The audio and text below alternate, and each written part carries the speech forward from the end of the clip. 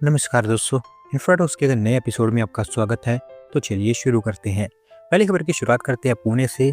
यहाँ पर दोस्तों काफ़ी लंबे समय के बाद डबल डेकर बसेस की वापसी होने जा रही है और पीएमपीएल ये कोशिश कर रही है कि दिसंबर एंड तक या फिर जनवरी के स्टार्टिंग में डबल डेकर बसेस को रोल आउट कर दिया जाए। दोस्तों पुणे हमारे देश की उन गिनी चुनी सिटीज़ में से एक सिटी है जहाँ पर पुराने समय में डबल डेकर बसेस ऑपरेट हुआ करती थी। 1995 के आसपास इसको बंद कर दिया गया था हाई मेंटेनेंस कॉस्ट होने के चलते। पर अब क्योंकि देश की बहुत सारी सिटीज़ में ये वापस आ रही हैं, तो पीएमपीएल भी कोशिश कर रहा है कि इसको वापस से लाया जाए। 25 के आसपास बसेस ऑपरेट करने की प्लानिंग यहाँ पर की गई है।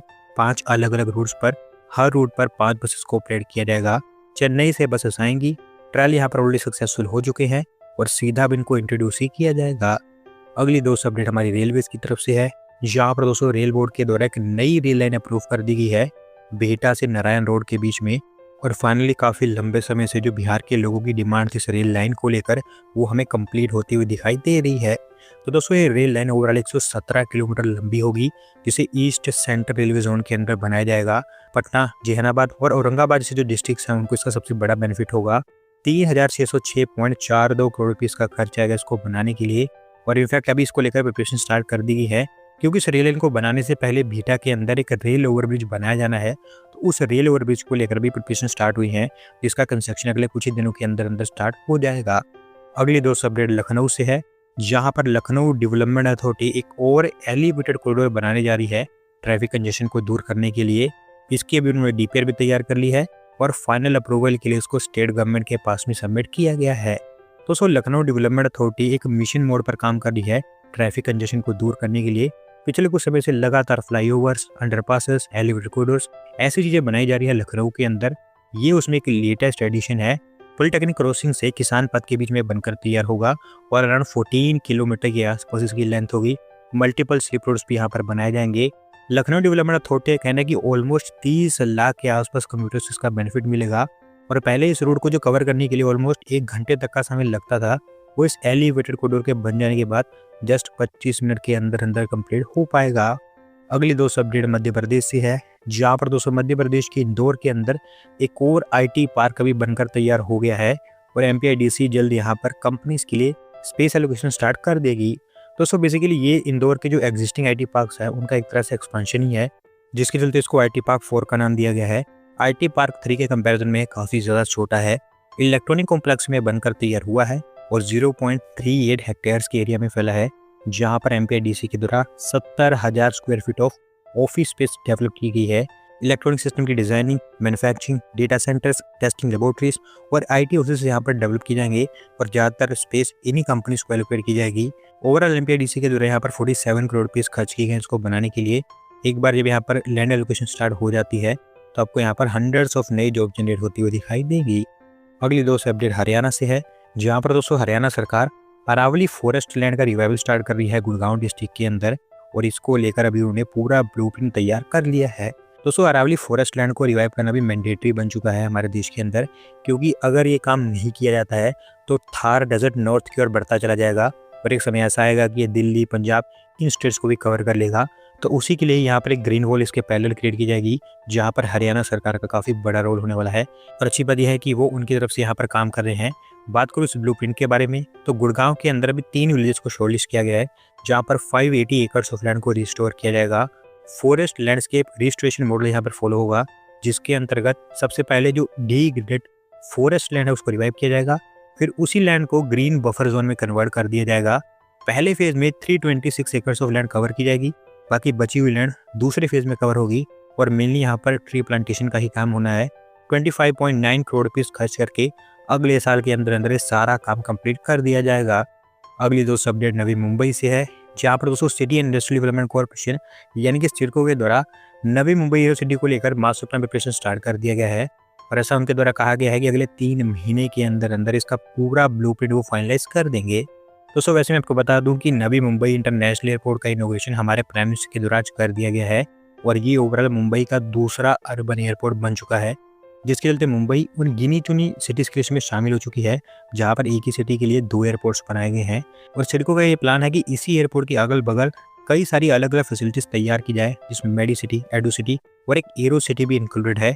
एरो सिटी 667 एकड़ की एरिया में फैली होगी जहाँ पर residential, commercial, retail, mixed use और इंडस्ट्रियल बिल्डिंग्स बनकर तैयार होनी है। इसको लेकर कंसल्टेंट हायरिंग स्टार्ट हो चुकी है।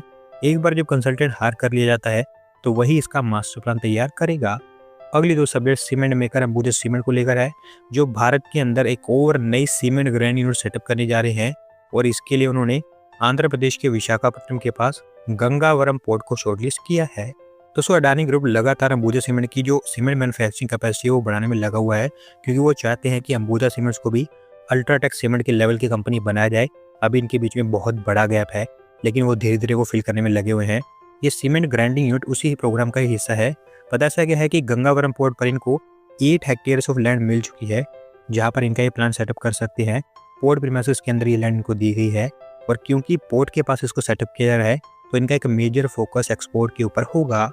अगली दोस्तों अपडेट उत्तर प्रदेश से है, जहाँ पर दोस्तों यूपी सरकार लखनऊ टेक्सटाइल पार्क का काम आगे बढ़ा रही है और अभी ऐसा बताया गया है कि यूपी के अंदर टेक्सटाइल रिलेटेड इन्वेस्टमेंट के लिए उन्होंने 95 इन्वेस्टमेंट प्रपोजल साइन कर लिए हैं।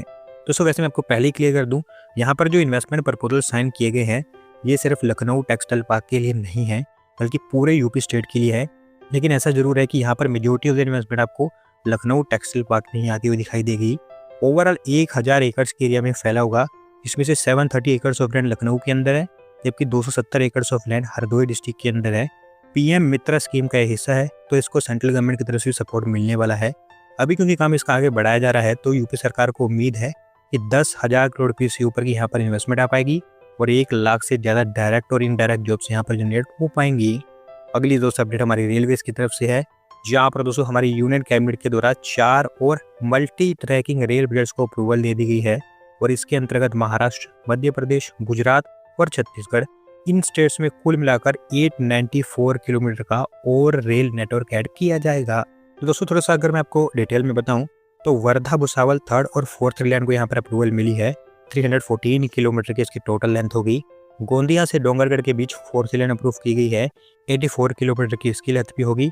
वडोदरा से रतलाम के बीच 3rd और 4th लाइन बनाई जाएगी, 259 किलोमीटर की इसकी लेंथ होगी। जबकि इटारसी से भोपाल होते हुए बीना के बीच 4th रेल लाइन बनाई जाएगी, 237 किलोमीटर की इसकी भी लेंथ होगी। कुल मिलाकर 18 डिस्ट्रिक्ट्स और 3633 विलेजेस में 85 लाख लोगों को इसका बेनिफिट मिलेगा और भारतीय रेलवे यहाँ पर 24,634 करोड़ रुपये खर्च करके इन सबको कंप्लीट करेगी। अगली दोस्तों अपडेट गिफ्ट सिटी को लेकर है, जहाँ पर दोस्तों हमारे यूनियन फाइनेंस मिनिस्टर के द्वारा गिफ्ट सिटी के अंदर real time foreign currency settlement launch कर दिया गया है और इसके चलते गिफ्ट सिटी बड़े बड़े फाइनेंशियल सेंटर्स जैसे कि हांगकांग, टोक्यो इनकी लिस्ट में शामिल हो चुकी है। दोस्तों अगर यहाँ पर मैं आपको थोड़ा सा इसका बैकग्राउंड समझाऊं तो अभी हमारे देश में फॉरेन करेंसी सेटलमेंट को ऑलमोस्ट 1.5 से 2 दिन का समय लगता है। हमारे देश के अंदर भी ऐसी कोई भी सिटी नहीं है जहाँ पर real time foreign currency settlement होता हो, जबकि ग्लोबली बड़े बड़े फाइनेंशियल सेंटर्स जैसे कि टोक्यो, हांगकांग, मनीला इस तरह की सिटीज़ में ये काम रियल टाइम पर होता है और अब सेम काम अब भारत में भी होगा। गिफ्ट सिटी के थ्रू IFSC के द्वारा ये सारा का सारा काम हैंडल किया जाएगा और American company standard chartered bank को यहाँ पर उन्होंने पार्टनर के रूप में चुना है। ओवरऑल इसके चलते होगा ये कि इंटरनेशनल ट्रेड, इन्वेस्टमेंट और ईज ऑफ डूइंग बिजनेस आपको भारत के अंदर और इम्प्रूव होता हुआ दिखाई देगा। आज की दोस्तों आखिरी अपडेट भी हमारी रेलवेज की तरफ से है, जिन्होंने फ्रेट ट्रांसपोर्टेशन में US रेलरोड को ओवरटेक कर दिया है और अभी ग्लोबली भारतीय railways second largest freight mover बन चुका है। दोस्तों बेसिकली ये डेटा हमारी रेल मिनिस्ट्री के द्वारा ही हमारे सामने रखा गया है, जहां पर उनके द्वारा कहा गया है कि फाइनेंशियल ईयर 2024-25 में इंडियन रेलवेज ने 1.61 billion ton of cargo transport किया है, जो US रेल रोड से ज़्यादा है अगर आप सेम पैरामीटर पर मापते हैं। पर क्योंकि US रेल रोड का पैरामीटर थोड़ा अलग है तो वैसे उनका डेटा हमारे से ज़्यादा निकल कर आता है, लेकिन अगर आप सेम पैरामीटर पर मापें तो रेलवेज ने यहाँ पर ज़्यादा फ्रेट ट्रांसपोर्ट किया है। कोल यहाँ पर मेन कमोडिटी थी, क्योंकि 1.61 बिलियन टन में से 817 मिलियन टन तो सिर्फ कोल ही ट्रांसपोर्ट किया गया है, बाकी स्टील, फूड ग्रेन्स इस तरह की जो दूसरी कमोडिटीज हैं वो ट्रांसपोर्ट की गई है। इसके चलते पिछले फाइनेंशियल ईयर में भारतीय रेलवेज को 2.62 लाख करोड़ रुपये की रेवेन्यू भी जनरेट हुई है और ईयरली बेसिस पर बोथ फ्रेट ट्रांसपोर्टेशन और फ्रेट रेवेन्यू दोनों में हमें अच्छा खासा ग्रोथ देखने को मिला है। दोस्तों आज की वीडियो में बस इतना ही। अगर आप अपनी तरफ से अपडेट सबमिट करना चाहते हैं तो डिस्क्रिप्शन दिए गए लिंक पर क्लिक करके सबमिट कर सकते हैं। अगर वीडियो पसंद आई हो तो वीडियो को लाइक करें, चैनल को सब्सक्राइब करें। धन्यवाद वीडियो को देखने के लिए।